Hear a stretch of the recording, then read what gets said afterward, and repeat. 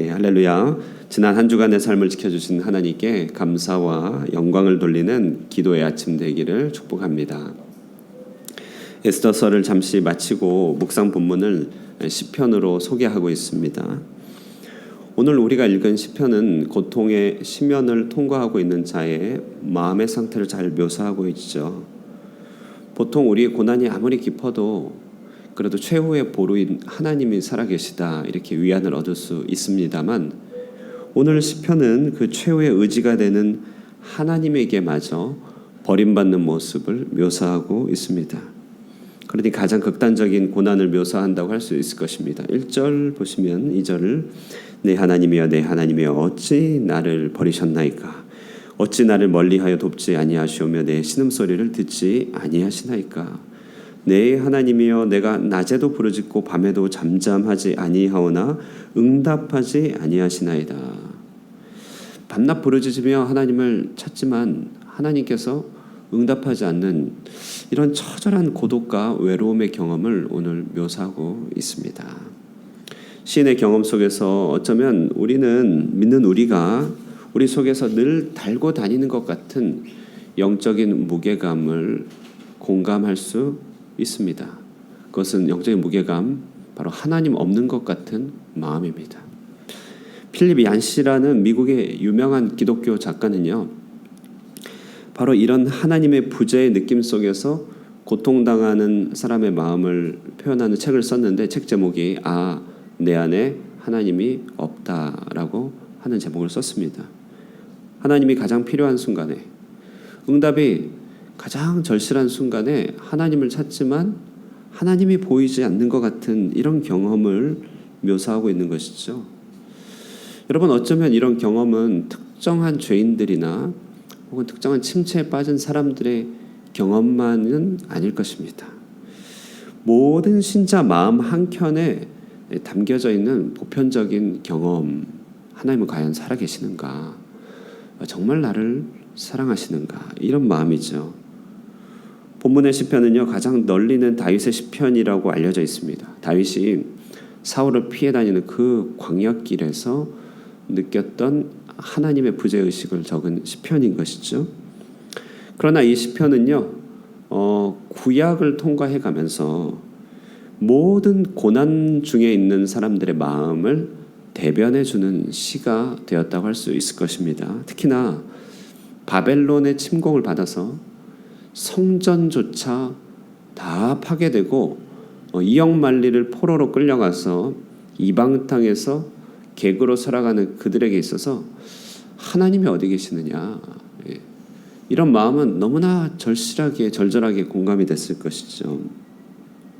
이스라엘 역사의 가장 밑바닥을 통과해 가면서 이웃나라의 조롱을 받고 그들 스스로도 하나님 믿는 것에 대한 자존감을 어디에서 확보해야 될지 모르는 것입니다. 기도라도 응답받으면 하나님이 살아계신다 이렇게 할 수 있고, 전쟁에서 승리하면 하나님이 이겼다 이렇게 할 수 있겠지만, 처절한 패배와 굴욕을 안겨준 그와 같은 경험 속에서 하나님을 믿는다는 것에 자존감이 땅바닥에 떨어진 것이죠. 자, 그러므로 오늘 시편은요, 신앙의 이름으로 행복을 확보하고 싶고 신앙의 이름으로 문제 해결을 얻고 싶지만 여전히 문제가 나를 누르고 있고 기도 가운데 아무런 해결이 없는 것 같은 시간을 통과하는 이들이 함께 옆에 두고 읽을 만한, 그리고 도움이 될 만한 시편이다 할 수 있는 것입니다. 자, 그렇다면 이런 시간들이 여러분 통과되고 있습니까? 오랜 기간 기도했지만 응답이 더딘 것 같고, 아니면 하나님이 응답 안 하시는 것 같고, 아니요, 때때로 하나님이 없는 것 같이 느껴지는 순간 가운데 계시지 않습니까? 그렇다면 오늘 시편에서 얘기해주는 일종의 인도를 받을 필요가 있습니다. 먼저요, 오늘 시편에서는요, 먼저 얘기하는 바는 이것입니다. 오늘 시편에서 먼저 얘기하는 것은요, 하나님 앞에서의 정직한 애통을 우리에게 얘기하고 있습니다. 하나님 앞에서의 정직한 애통. 오늘 시는 하나님의 도움이 느껴지지 않을 때 사람이 겪는 곤고를 잘 묘사하고 있습니다. 11절부터 18절까지는요. 인간의 영적이고 심적인 고통을 하나하나 느끼면서 기록하고 있죠. 한번 읽어볼까요? 나를 멀리하지 마옵소서. 환난이 가까우나 도울 자 없나이다. 많은 황소가 나를 애워싸며 바산의 힘센 소들이 나를 둘러쌌으며 내게 그 입을 벌림이 찢으며 부르짖는 사자 같으니이다. 나는 물같이 쏟아졌으며 내 모든 뼈는 어그러졌으며 내 마음은 밀랍 같아서 내 속에서 녹았으며 내 힘이 말라 질그릇 조각 같고 내 혀가 입천장에 붙었나이다. 또 주께서 나를 죽음의 진토 속에 두셨나이다. 오늘 일단 여기까지만 읽겠습니다. 우리가 평상시에 하나님 앞에서 고통을 토로하는 어휘가 상당히 제한되어 있죠. 그냥 힘든다, 시험 들다. 그나마 그 정도 말도 쉽게 얘기하지 못합니다. 사람들 앞에서요. 부정적인 감정을 들고 있기가 힘들기 때문에 얘기를 한다 하더라도 금세 수습하려고 하죠. 그러나 오늘 시인의 언어를 보십시오. 어쩜 이렇게 자신의 고통스러운 상황을 정직하게 대면하고 묘사하고 있을까요? 차에 부딪히면 아파야 되고 넘어지면 고통을 느껴야 되는 것이죠. 인생은 고해라고 하는데요. 고해, 고통의 바다라고 하죠. 사는 것 자체가 힘들다.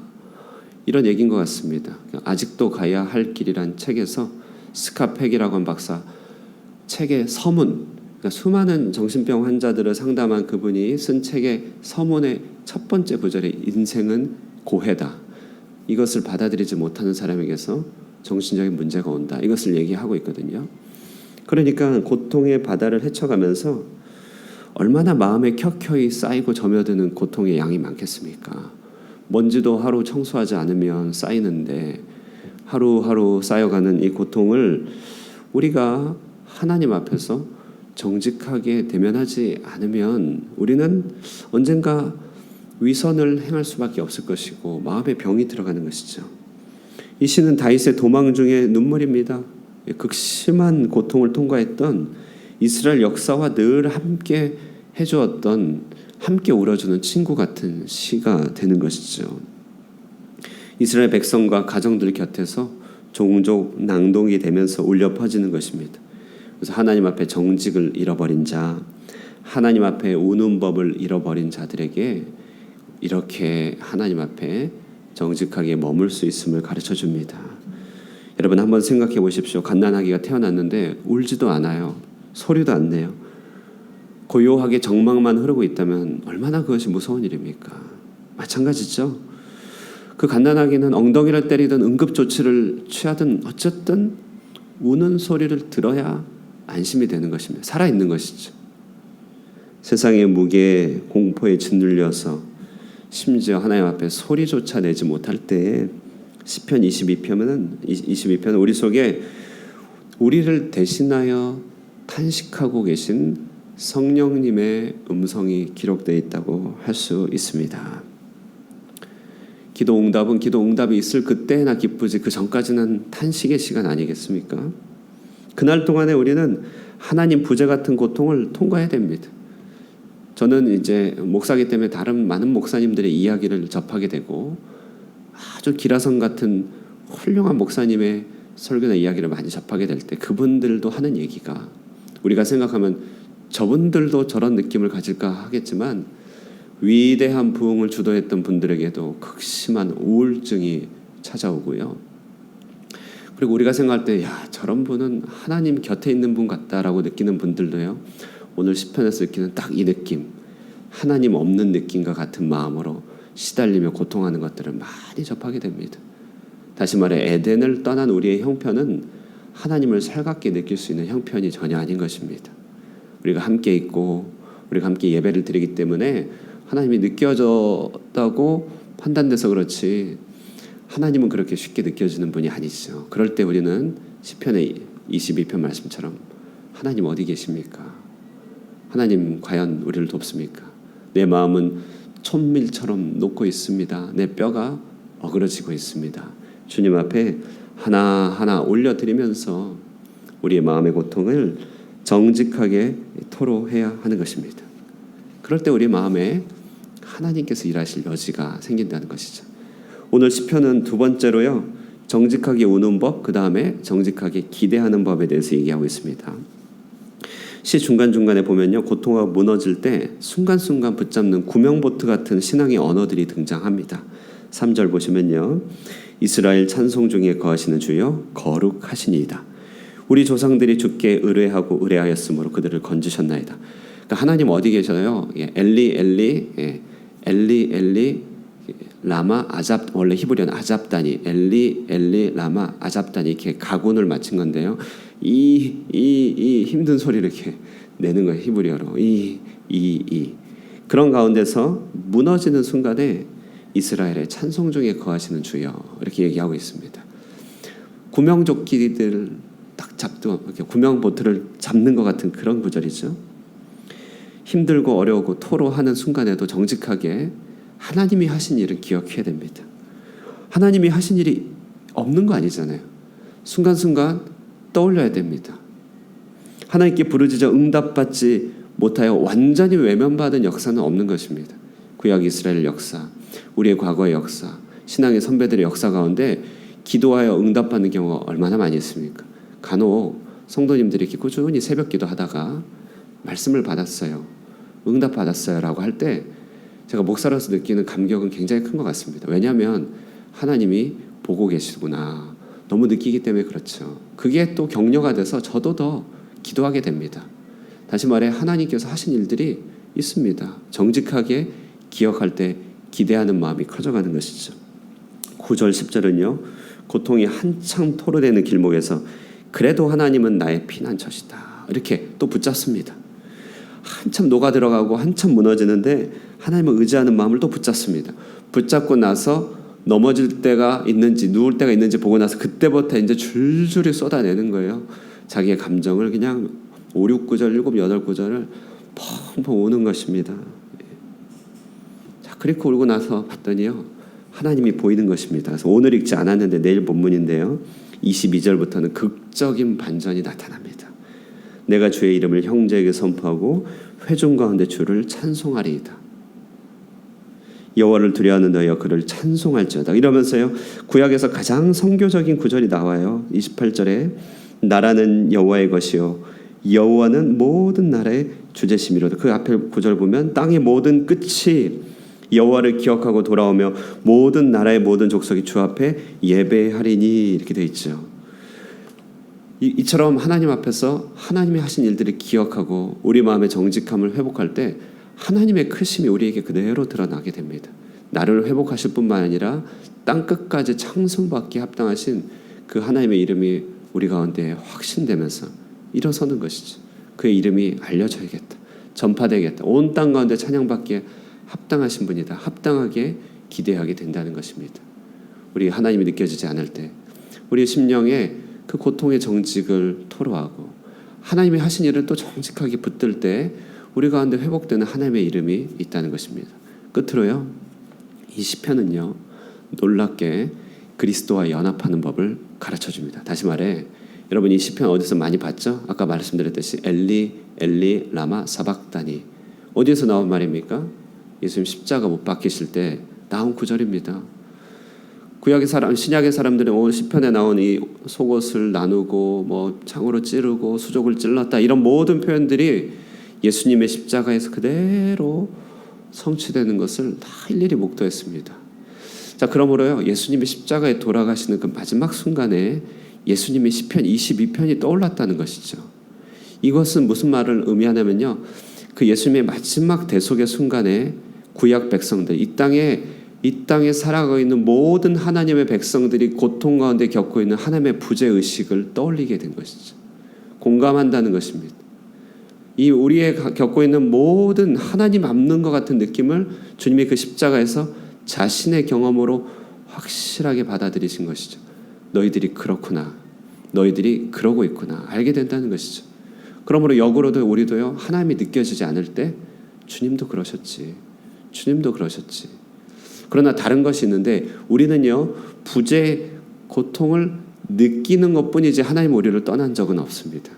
그러나 십자가에서 예수님은요, 진노하시는 하나님의 얼굴이 그에게 쏟아지면서, 얼굴이 아니죠, 진노하시는 하나님의 그 엄청난 저주가 쏟아지면서 얼굴을 가리시는 것을 실제로 경험했습니다.